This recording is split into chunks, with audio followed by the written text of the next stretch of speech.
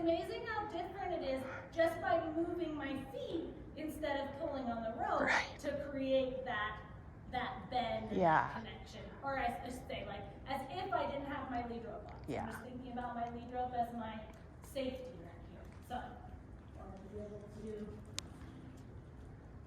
shut that hip all the way down.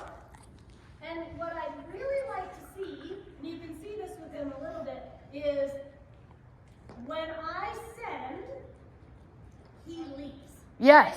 And like it's way less extreme. Yeah. Than it used to be. But I almost want him to think of going on the circle, but keeping more lateral flexion and eye and ear on it. Yeah.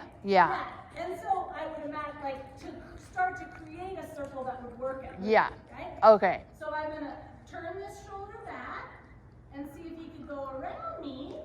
And then I'm going to say without leaving. There we go. So go ahead and go around me. I'm going to give him that, right?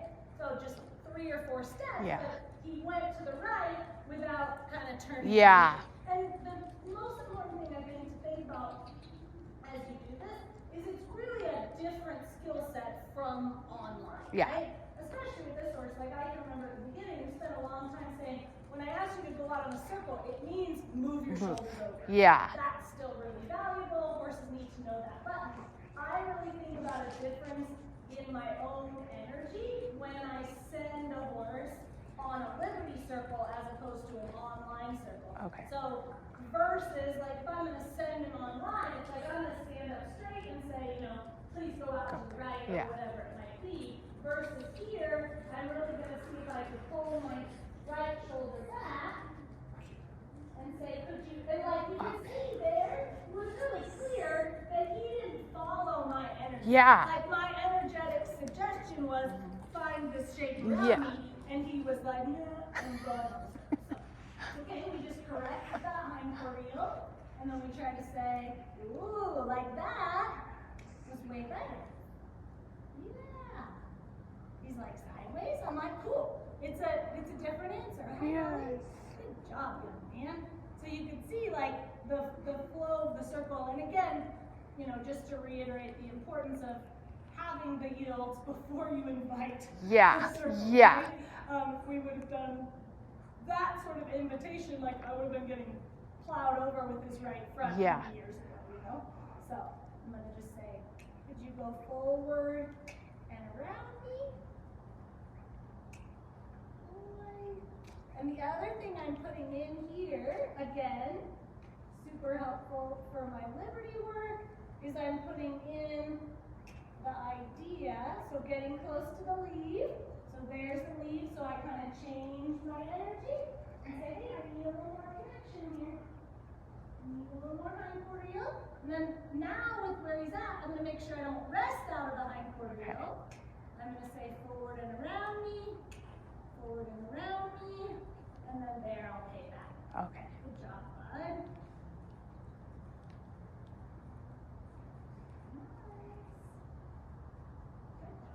So the other piece that I'm really putting in here, which is really powerful when you get to the liberty work, is you're doing a whole bunch of stick doesn't mean leave. Right? Like stick can mean forward around me, stick can mean hindquarter, but stick doesn't mean to leave. Need to mean just leave. Okay, so now I'm gonna open up this direction. You actually have to go to the left. Oh, there you go. So this is an interesting piece here, just without the, just a little bit of a push with that nose. Like this would happen if we went to send him on the circle of the round head. Okay? Good boy.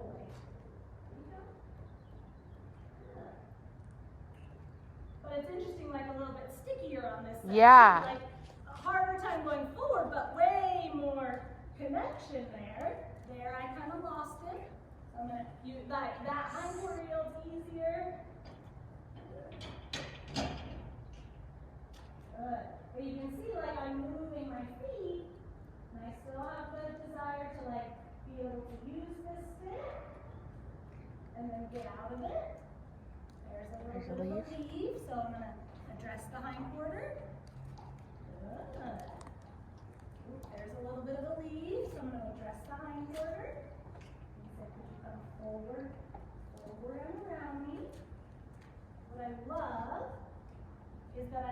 haven't, I'm right on the edge of it now as I say it, but I haven't. So this is a great example of, there we go. So if you press the same button too many times without getting a full hindquarter yoke, that's what starts to happen, right? So you can see, like, I press the hindquarter, you use it to build the connection. Yeah. If you keep pressing it without reminding him that it means come all the way to turning face, it can get a little dull. Okay. So that was, there's my lead, so I'm going to say, hindquarter yoke, hindquarter yoke.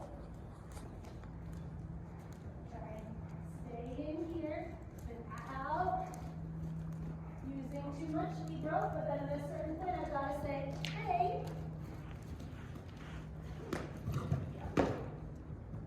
You know what that means. I'm going to reinforce there. You've got to have that ability to be. Now, I'm going to make sure you can see to this direction.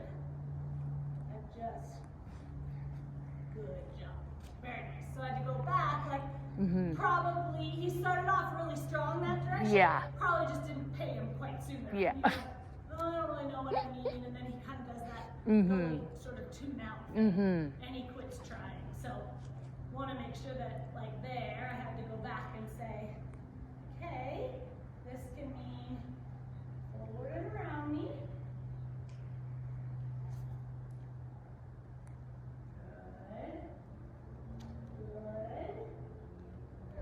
And then pay, right? Like it comes from just building those quarter circles, half circles, quarter circles, half circles to improve it. Like, to help him realize that you can go in a circle around me without the lead rope. There's even like a little bit where I can be in neutral with my stick, following that left shoulder. Good job. Very nice. So, making sure that you're kind of,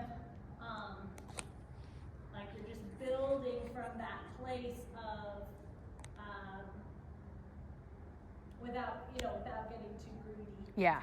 Good job, young man.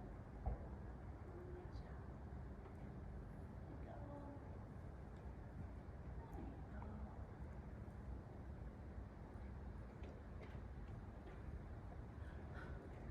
Deep breaths. Okay? Yeah.